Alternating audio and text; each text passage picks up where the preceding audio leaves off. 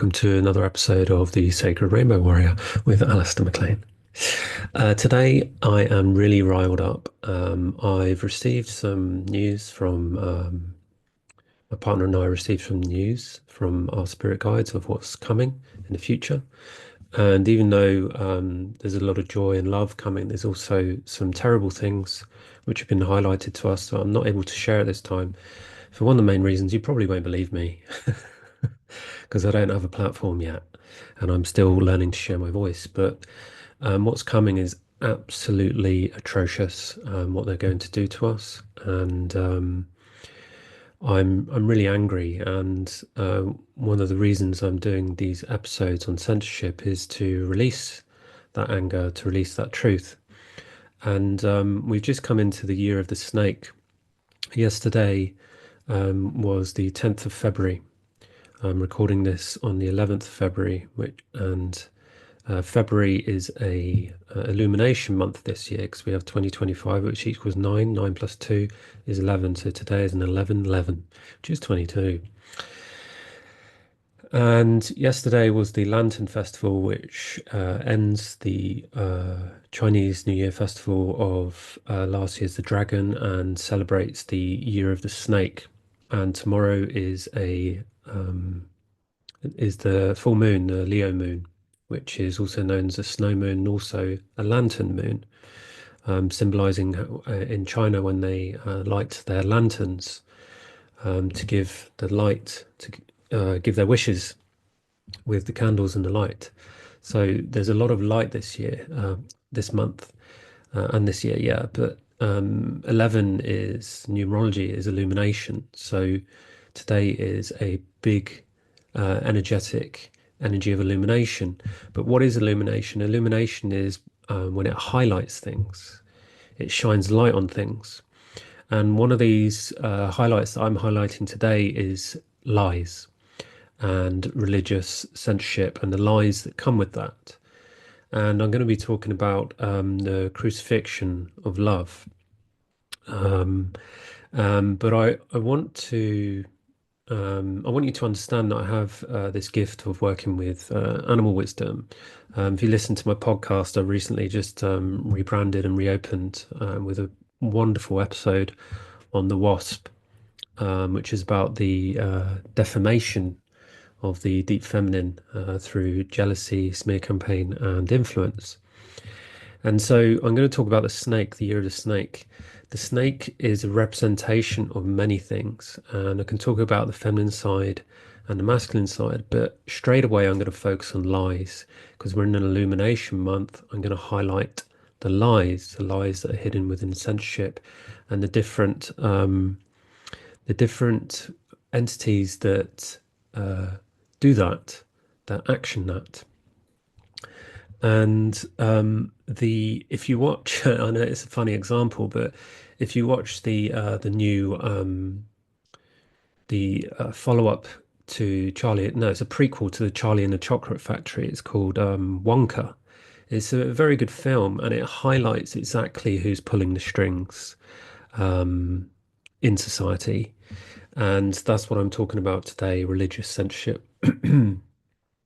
I mean, it's the difficulty with all of this exposing lies is that everybody already knows, but people are refusing to believe, even with evidence that we have on the internet and in the news that people still refusing to believe. And now with AI, there's even less belief. So what are we supposed to do? How are we supposed to fight against the lies when nobody is listening? When everybody is falling back into their armchairs and just drugging themselves with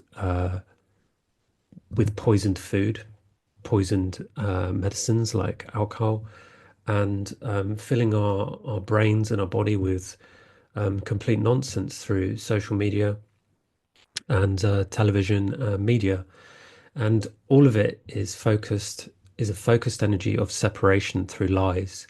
It's filling us with so many lies that we can't ascertain the truth. Now, I am a pure truth teller. I've gone through a journey of purification so I can understand the difference between lies and truth. And I've gone to such a high degree, a high level that when you get to what's closest to the heart, so if you start on the outside, the lies are really obvious, but the closer you get to the heart, the lies are very difficult to ascertain. And it's really like balancing a feather in a tornado on a wire to ascertain the truth. And that's the level of purification I've had to go through deep and divinely in my heart to ascertain the truth. And I want to bring this in by talking about my personal journey with religion, because today is about religion and the censorship around that and the censorship it causes. And my first memory, believe it or not, I was one, my first memory. And it was my first memory because it was my most traumatic memory. I was baptized against my will. And I remember being hung upside down and my head dipped in a pillar, a white marble pillar of holy water, and my family were standing around me. And I spoke to my mother several times and different parts of my family, and I told them, and they were like, "No, I don't believe you." And I was like, "Well, you were there, you were there, you were there." And they were like, "How could you remember that?" I'm like, "Well, I remember it." And the reason I remember it is I was really pissed off. I came into this body with a mission and they tried to stop me. And so they manipulated my parents by saying, oh, all these schools that these religious schools are better than the public schools, which was true at the time. And so they got me baptized to get me into the school. And the problem with being baptized is it comes with dogma. There's a purification that has been destroyed and manipulated and distorted with religion because I went through those years of being brought up in a Catholic school, and there was just something that I never agreed with. This whole bullying, like if you're a bad boy, you get bullied by God, essentially. And it was complete nonsense, complete nonsense. And I never felt comfortable with it. My soul just wasn't comfortable with it. And I learned more deeply on my journey the true meaning of religion is legion, re-legion. And it's about the coming together and sharing of light. It's about the coming together in purity, sorry, of sharing our gifts in a tribal fashion. And if you look at shamanism, for example, shamanism is a form of paganism, right? And paganism isn't a religion. It's not a belief. It's actually a way of living. And the church have tried to destroy it because they hate what it stands for. Because what it stands for is reverence and worship to the goddess, the feminine, Gaia. And that's why they hate it, because of the story behind religion on why it was distorted. And the uh, shamanism, paganism, isn't a religion, it's a way of living. And everybody who's listening to this and everybody who's watching this, everybody on the planet, whether they like it or not, is pagan. Because to be pagan, you live by the seasons, and your body is attuned to the seasons because it was made by this earth. So everybody is pagan. That's why I say it's not religion. It's not a religion. Atheism is a religion. Catholicism is a religion. Christianity is a religion. All these religions of beliefs of something that's outside of you when God is inside. So, yeah, I believe in God, but I don't believe in the distorted ideas of religion, of believing something outside of me. And I don't judge people who have a faith in religion, but I do find it difficult to accept when people are going through a difficult time. They expect someone to solve it for them. I did the episode on Jesus. Jesus isn't coming to save you. He's asking you to save yourself. And I've spoken to God many times and his divine plan. And I say he, but he, she, whatever. See, it's so difficult, these judgments we have on God and religion. It's ridiculous. Anyway, I've spoken to God, and um it's really comical the way how the church has used the love of God to sell themselves as a product, essentially a product of evil. Now, I want to talk about the crucifixion of Jesus, and again, I've spoken to Jesus, and he's a brother. He's a brother to all of us, and he's fed up of seeing himself crucified on in all these churches. It's don't you think it's absolutely ridiculous, right? Children walk into these churches and the first thing they see is a man hanging on a cross with nails in his feet and his hands and a crown of thorns on his head, and he's covered in blood. Do you really think that's what Jesus would want? Really? It's disgusting. And when I last spoke to him, he said, end the crucifixion of love. This is what needs to happen. And it's actually a warning sign from the church. It's actually a warning. When you go in there, it's like, ah, this is what happens when you screw with us. It's a warning sign to the divine masculine. And I spoke about this in my podcast of the Wasp about the divine masculine, the defamation of the feminine is also an attack against the divine masculine and the purity of his voice. And the next episode I'm going to do is actually about the pure masculine and the rainbow, and how the rainbow has been hijacked by people's sexuality, gay pride and stuff like that. And I'm going to talk about the purity of the rainbow and why I believe it's been hijacked. But I want to focus on religion right now. And these are all controversial topics, but I'm speaking the truth, and that's the only reason they're controversial. And that's why I did the episode on free speech, because I'm speaking from a place of love, right? I'm speaking from a place of love, not a place of judgment. It's a place of truth. This is why I'm speaking the the wisdom of the turntable version of the snake. I'll talk more about the snake now. So the snake represents in its purity, it's a truth speaker. Its venom is the poison, and the poison is the medicine. That's why when people are triggered, that's the poison, because triggers create truth, and poison creates truth in the spiritual dimension. And its distortion is lies, but it's also a representation of transmutation and art.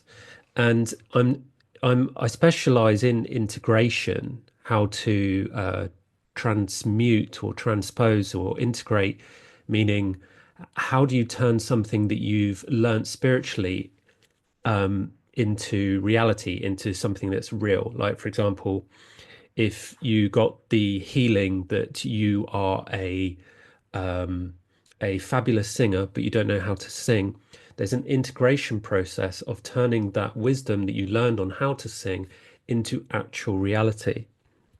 And the snake is a very good teacher of this, because the sneaker, yeah, the sneaky snake is actually a representation of art, because Gaia is one of the ways she shows up is she's like a serpent that looks like a snake, a dragon, and she is art. And what is art?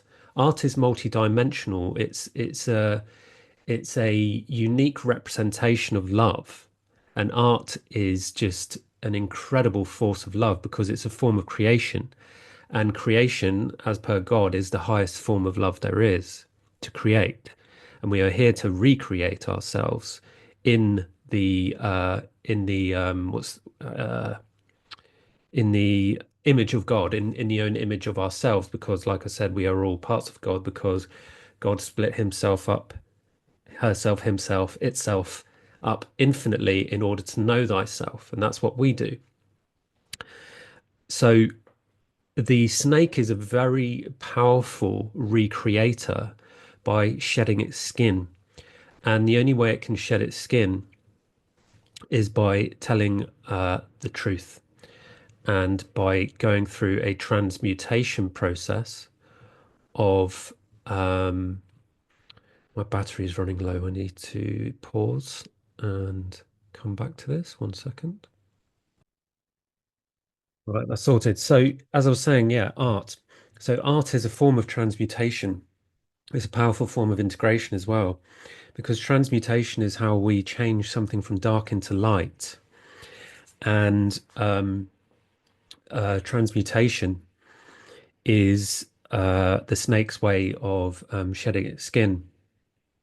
And the the gift of being a pure masculine, the power of being a peaceful warrior, a sacred warrior, is the ability to shed your skin and not be afraid to be vulnerable. That's the most important part of being a pure warrior in fighting for love. It's to share the heart and to be vulnerable and to not be afraid of speaking the truth, of not, of speaking up from the heart. And this is where the truth comes from. And it's very challenging when we live in a society of lies to speak truth because, look at, for example, use some examples, Gandhi, Martin Luther King, John Lennon, Bob Marley. They spoke up in activism with forms of love and peace, and they were all shot, all of them. And anybody who speaks a purity of love causes tremendous upset to the deep state because the voice is that powerful, and that's why it's censored. And this is why I'm doing this censorship series um, to highlight the importance of the voice. And I will say it again, I've said it in previous videos. People are using artificial intelligence, even though it's not intelligence, they're using AI programs to substitute their voice into their videos because people are afraid of sharing their real, true voice. And it's getting to the point now where the whole of society, especially the internet, is saturated with everybody trying to resell the same product. There's nothing new coming through. You look at the entertainment industry.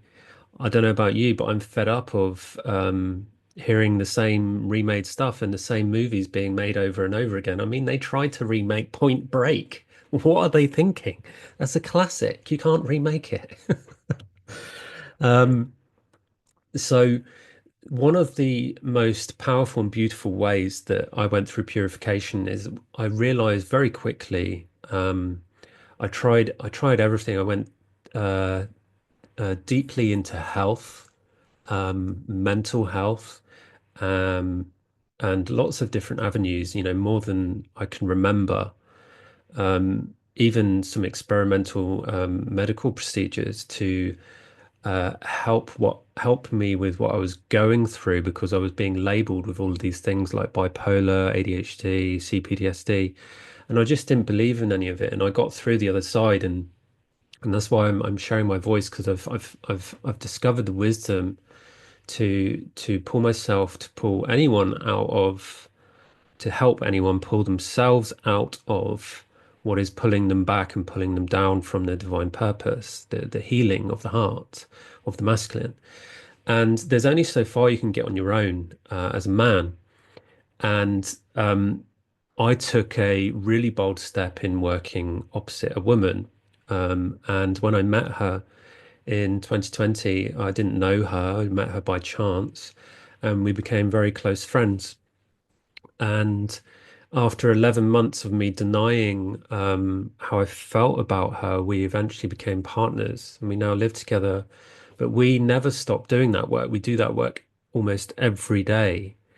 And up until, we went inwards together for 4 years. And in those 4 years, we spoke to each other. We weren't living together for a very long time. Only last year we moved in together and she was living in another country. But we would sit opposite each other and talk for at least 8 hours a day, every day for 1,000 days, for 1,000 days. And it was only a couple of weeks ago that we had our 1,500 day, I'm not going to call it an anniversary, but anniversary. And to be sat opposite a woman and to confess hidden shames and hidden lies is extremely powerful, and it can quantum leap you through dimensions of consciousness you never imagined. and doing that in co-creation with medicines is extremely powerful. And this is called divine union. And I didn't even know what divine union is, but I didn't believe in what a twin flame was.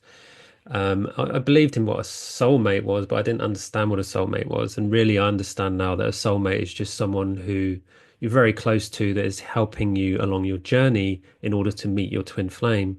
But your twin flame holds a completely different energy. There's no lust there. There's no lust.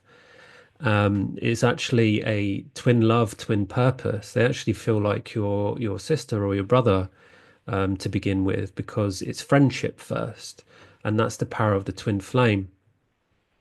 It's about combining your light, and that's why it's so powerful. That's why twin flames are so powerful.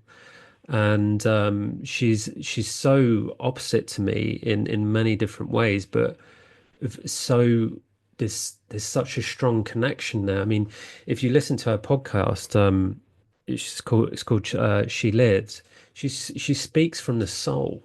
And it's a very strange gift, and it took me a long time to be able to hear her and listen to her, because the heart needs to be open. That's very difficult for men because they listen with the head and the mind, but women they listen more with an open soul and open heart, and so most of her listeners are feminine.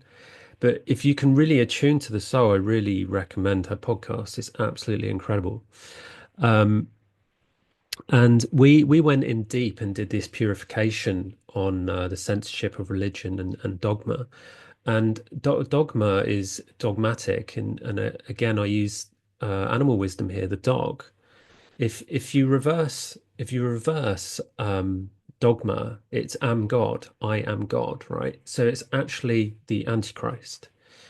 And I've gone really deep with this, and it took me to the brink of suicide on numerous occasions because it's that dark, and it really wants us dead. It really wants us dead, and it wants our blood, and it wants our energy and our life force. It essentially wants us li our life. And one of the most despicable crimes on this planet is the stealing and abusing of innocence, and we've seen this in the news over and over and over, and yet we still accept it. I mean, it's like I don't know why this comes up, but it's like when Tesco admitted the British superstore that they were selling meat, they were selling burger meat. Labeled as beef burgers with horse meat in it, and they just put out an apology, and everyone forgets about it. It's what the church is doing. It's like, yes, we've raped some children, but sorry, can we move on now? And it's like, no, no, we can't move on. No, no, we can't move on. What the foofa is going on? And nothing's been done about it because of the power they hold. I mean, look at the Vatican. Look at how much money they've got. Where did that come from? Donations? Pull the other one. Come on. I mean, it's ridiculous. It's ridiculous. Dogma is the Antichrist. It's the virus against God. It's not promoting God. It's using God against itself. It's the it's the fear of love. It's the reverse. It's the inside out. It's the upside down. We should be looking for love inside, not outside. Don't go for a church. You don't go to a church to find love. You come home. Come home to your heart. I mean, have you ever walked in a church and felt comfortable? It's eerie, it's frightening, it's cold, and it's lonely. It's lonely. I don't begrudge anybody that goes to church. I know I love a lot of people who have faith, and I don't begrudge you or judge you. But this is what I've learned on my journey. And a lot of it is to do with sexuality as well, the distortions and the judgments on sexuality. I will use the animal of the bat. The bat is a representation. I mean, it's so mythological. You look at vampires and bats. The truth of the bat is about redemption, but its darkness is perversion of justice. So being a pervert, or yeah. And in the feminine, it's about instead of redemption, it's salvation. and they have I forget the darkness of the bat is about thinking that sex is disgusting, right? And that's why nuns they cut themselves off from having sex. There's no sex, and priests are supposed to do the same, but they don't. They have sex with little boys and little girls, and this is the perversion. And Dogma comes with a capping. They wear those caps on the top of their head, and this is what it does to our power. It cuts us off at the source underneath our feet, the Earth Star chakra, and our crown, and it stops us from being sovereign, from being here on this earth as divine sovereign beings.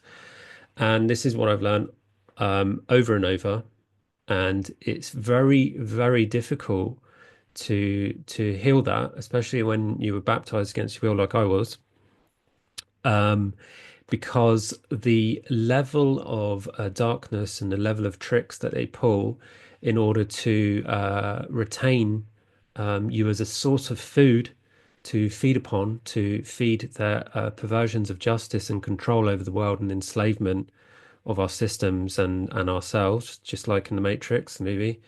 It's not AI that's doing this. It's not AI. This is this is exactly what I'm talking about. It cuts us off from our Father in heaven and our Mother beneath us in the earth that we stand upon. We should be honored. We should be honored to be here. We should be honored. We should feel honored to be here.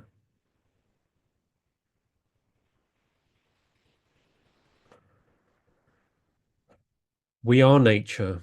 We're born under the sun, under the moon and the stars. We belong here. And anything that tries to take that away from us, I'm not standing for it. True religion is not a man-made structure. It's not what we see today, war, terror. Religion can be a force for greatness because when we truly come together in peace and harmony, there is light and we are connected to our Father in heaven and our Mother in the earth. As above, so below, so within, so without. Thank you for listening. Please don't crucify me. I've already been crucified enough. Thank you.